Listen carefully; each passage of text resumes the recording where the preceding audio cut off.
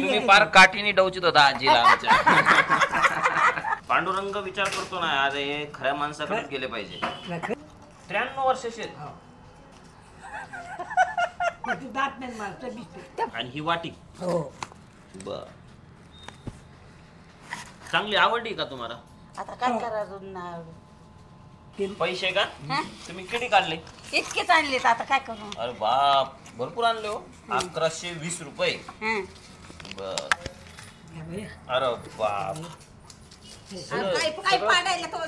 शेंगा पडल्या की. अरे ही माळा तुम्हाला ही घालाची, हा घालताना. आणि ही वाटी बाबाकडून तुम्हाला. बाबा द्या वाटी, तुम्ही द्या. तुम्ही लग्न केलं किती वर्ष आधी लग्न केलं? बाबा तुमच्या एवढा पोरगा वारला ना. द्या द्या द्या.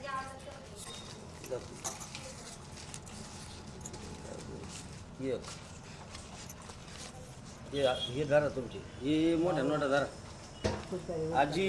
या नोट मोठ्या नोटा धरा. हा दिवस लागून लागतो ना. आम्ही पाहिजे. मराठी महाराष्ट्रामध्ये आपल्या सगळ्यांचं स्वागत आहे. छत्रपती संभाजीनगर इथं आहे आणि काल 2 दिवसांपासून एक जोडपं व्हायरल होत होतं सोशल मीडियावर. अनेक माध्यमांचे प्रतिनिधी या ठिकाणी आले आणि त्यामुळे आम्ही आलेलो आहोत. मराठी महाराष्ट्राच्या प्रेक्षकांना हे नेमकं दाखवायचं आहे की काय त्यांचा उद्देश होता.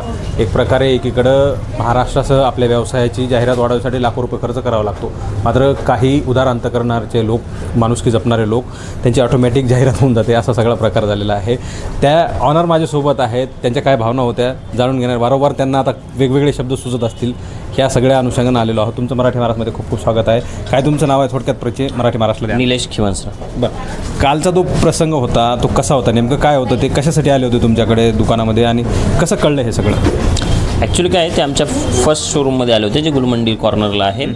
तिथे आल्यानंतर त्यांनी सांगितलं की बाबा म्हटले माझ्या बायकोसाठी पोत घ्यायची आहे. आणि त्याच वेळेस माझी पण एंट्री झाली. मी त्यांच्याशी गप्पाही केल्या, पण काही कामानिमित्त मॅझेनाईन फ्लोअरला गेल्यानंतर ते बाहेर निघून गेली होती.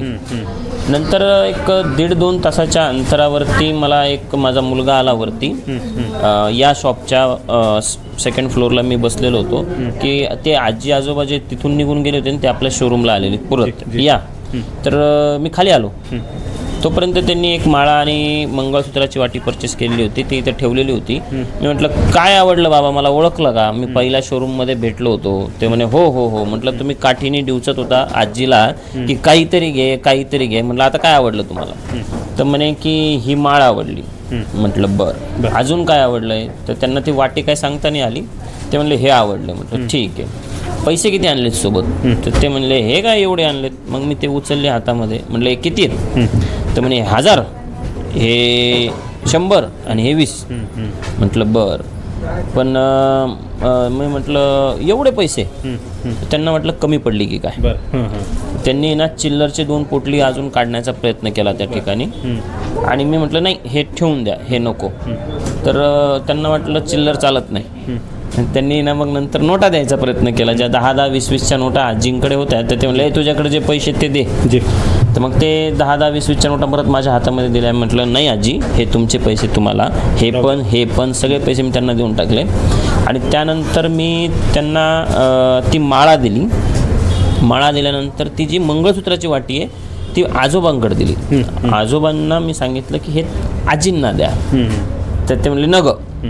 एक प्रामाणिक भावना तिथे आली. म्हटलं नाही नाही द्या. मग त्यांनी ती दिली आणि तेवढ्यात त्यांच्या डोळ्यात अश्रू आले. एवढे उपकार तुमचे कुठं फेडायचे? म्हटलं ते काही नाही आहे म्हणे, माझा तुमच्यासारखाच एक मुलगा होता तो वारला आणि जो एक मुलगा आहे तो दारू पितो, त्यांनी त्यामुळे आम्ही घर सोडलेलं आहे आणि ते भिक्षा मागून म्हणजे जे 1-2 रुपये कलेक्ट करून ते चाललंय त्यांचं.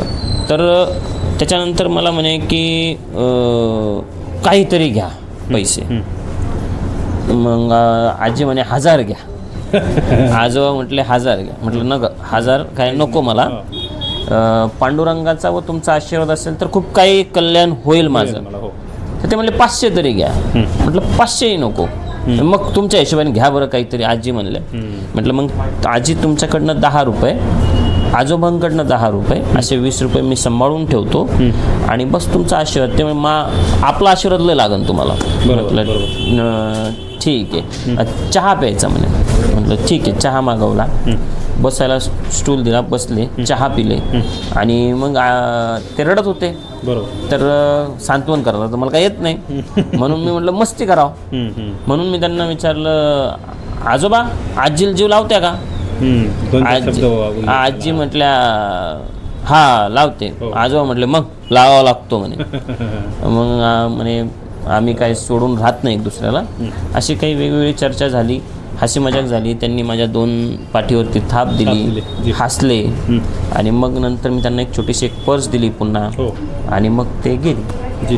पण ह्याच्यामधला एक प्रसंग मला आठवतो, मी व्हिडिओ पाहिला, त्यामध्ये तुम्ही ते पैसे परत दिले हाही भाग वेगळा आहे, मात्र काही दागिने त्यांना मोफत दिलेत तुम्ही. म्हणजे आम्ही अलीकडच्या काळामध्ये पाहतो की व्यवहार करत असताना आपण 1-1 रुपया लावून सोडतो. व्यवहारामध्ये क्लिअर असलं पाहिजे. या तुम्हाला का वाटलं की त्यांना यांच्याकडे 1 रुपया घ्यायला नाही पाहिजे? म्हणजे आपण व्यवहाराचं ज्ञान मी तुम्हाला सांगतो किंवा तुमचाही व्यवहार आहे, आपण 1 रुपयाही सोडत नाही एकमेकांना किंवा मग कमी जास्त करत नाही. असं असताना काय भावना जागृत झाल्या तुम्हाला किंवा सोडून द्या, जाऊ द्या, असं यांच्याकडून काहीच घ्यायचं नाही असं निश्चित झालं? काय माहिती आहे का, ज्यावेळेस ती चिल्लरची पोटली काढताय तर साहजिक माझ्या जागेवरती कोणी असेल तर तो देण्याचीच भावना ठेवेल. जी.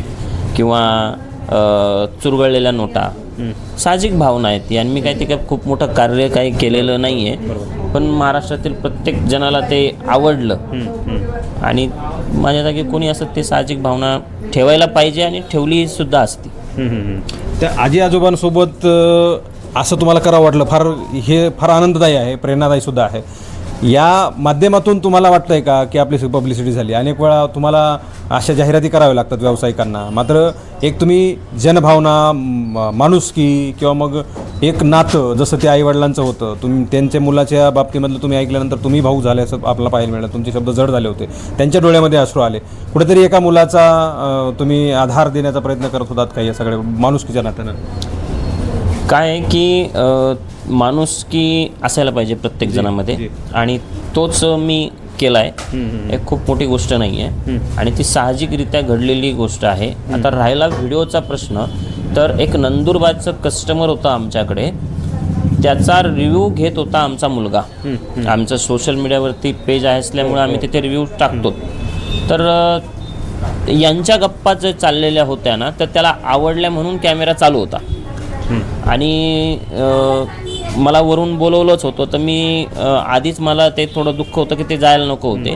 त्याच्यानंतर त्यांच्याशी जी मी त्यांना विचारलं तुम्ही कुठले आहात, काय आहात, त्यावरनं ते जाणवलं की ते पायी फिरून 1-2 रुपये कलेक्ट करताय. मग त्यांच्याकडनं कसले पैसे घ्यायचे?